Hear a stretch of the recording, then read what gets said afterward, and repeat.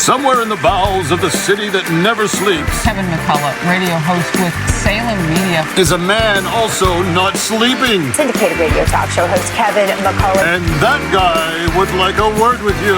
Many of you know him from as Nostradamus. Of course that Kevin show is going to be great. The only thing that could be greater, of course, would be that Donald show. But we don't have that, so we have that Kevin show. Featuring the music of Dick Tunney and the Dream in Color Orchestra.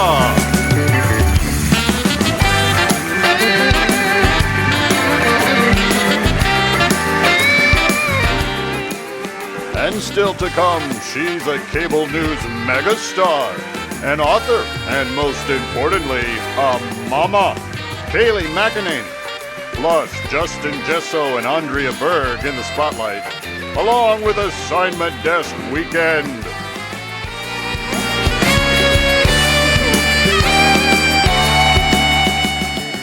And now, from Times Square, where the mayor is passing out flyers that say, "Us foe and no mo," here's that Kevin!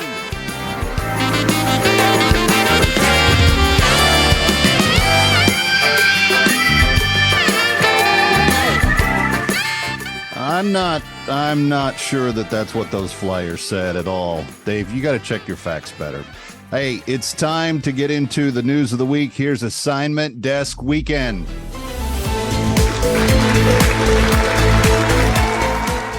This week, executives from 7 different AI companies met at the White House on Friday to sign on to an agreement secured by President Biden to ensure that AI will continue to grow, but with safeguards to prevent abuse.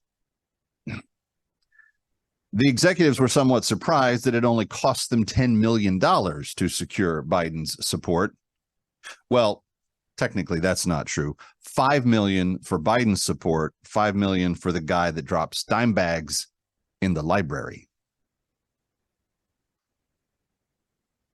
It was a rough week for the White House, ending on this particularly confusing note. After attempting to do a press conference following the private meeting on the AI deal, he attempted a press conference on the dangers or benefits of whether or not AI would hurt or help America. And for what it's worth, Assignment Desk Weekend is still confused. We couldn't figure out which way the press conference was going. But as it was wrapping up, the president was seen running away from a question on a recent attempt by Chinese hackers to penetrate White House officials. The president was also heard mumbling to himself as he walked away, "I'm the AI. If any of you think I'm Abe Lincoln, blame the AI." No joke, that actually happened. Mayor Eric Adams, pictured here trying not to insult survivors of Nazi Germany, harder for him on some days, announced a change to the world's most famous sanctuary city. Take a look. Just over a year ago, you tweeted, quote, "New York City will remain a sanctuary city under an Adams administration." What is your message to migrants arriving in the U.S.? Should they still come to New York City? Well, I think that they should come to any place in the country that they desire their pursuit of the American dream. We stated several months ago that we have reached full capacity. We're going to see how much of our cup has basically runneth over. We have no more room in the city. Wow. Snob. Sounds kind of like the innkeepers from Bethlehem. There's no room. We have no more room. And speaking biblically, I'm pretty sure he got that whole cup runneth over thing wrong, too. Speaking of big city problems, a man who owns a small sandwich shop in San Francisco is now recovering after being punched in the face by a man who was urinating outside the front window of his eatery. Yes, evidently, if you're concerned that a large male relieving himself may not be appetizing to have done in front of your diners, you're the problem. Yeah, it's you. You're the problem. It's you. You bigot. How dare you? Speaking of Hunter, and puzzle me this. If Joe is the big guy, what does that make Hunter? The little guy?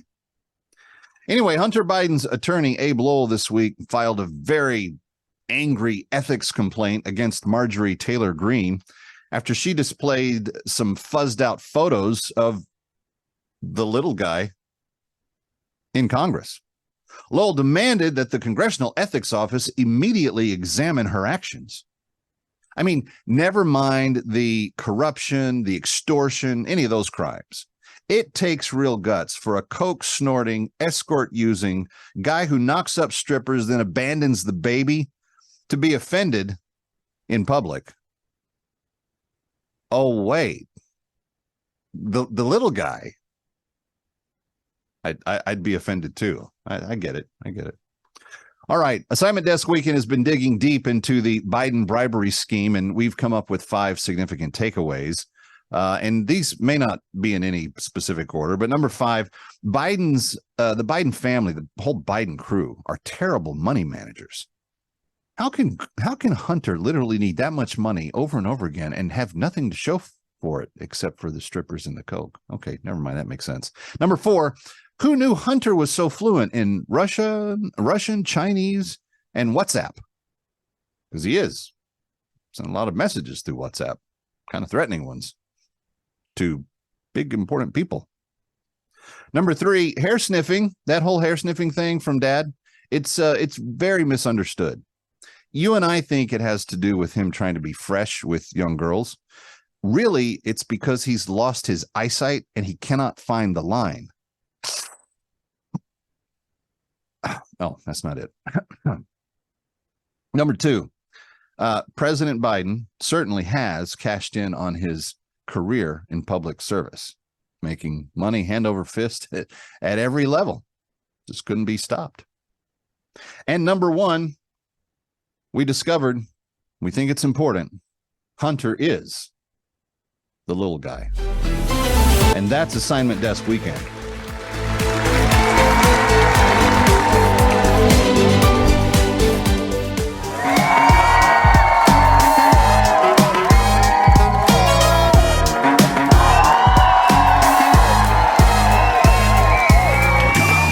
Country was invaded during the Iraq War. It was like a war overseas. Like, do you know what country was invaded by the U.S.? Korea.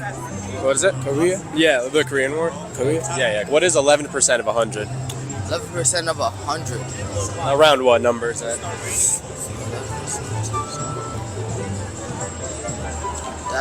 Wouldn't that be like 80 something? It would be somewhere around there. I'm not. Give me a number. You're close. 75. Yes, very good. Do you know who the first female vice president was? Michelle Obama? Yes, very good. What's 10 times 10 times 10? 1,000? No. 10,000? 10? Do you know what country Joe Biden was born in, like originally from? No. If you had to guess, like picture his face, what does he look like? I don't know. Like what? Let me guess. Canada? Yes. What's bigger, 1/3 of a pound or 1/4 of a pound? 1/4 of a pound. Of course. Easy. What's heavier, 1,000 pounds of bricks or 1,000 pounds of feathers? 1,000 pounds of bricks. It's too easy. How did you get that?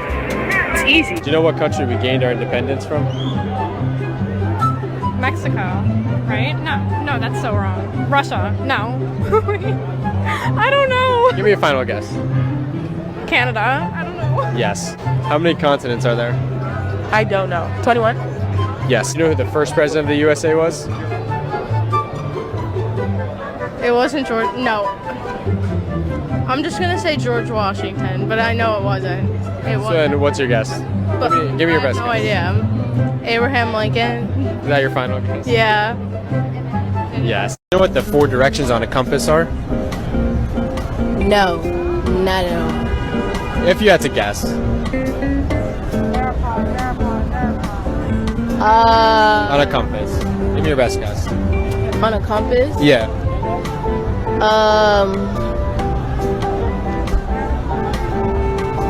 Do you know what a compass is? I got nothing. Have you heard of a compass before? Maybe. Yeah. Okay. That was kind of hard. Do you know what 7 plus 7 plus 7 is? 28. Do you know who fought in the Mexican-American War? No, I don't know. Give me a guess. 2 countries. Who fought? America and Utah. Yes. You know, the famous American and Utah battle in the Mexican-American War. Oh, that's our friend Justin Awad in Times Square. Coming right back. Ready or not, he'll be right back.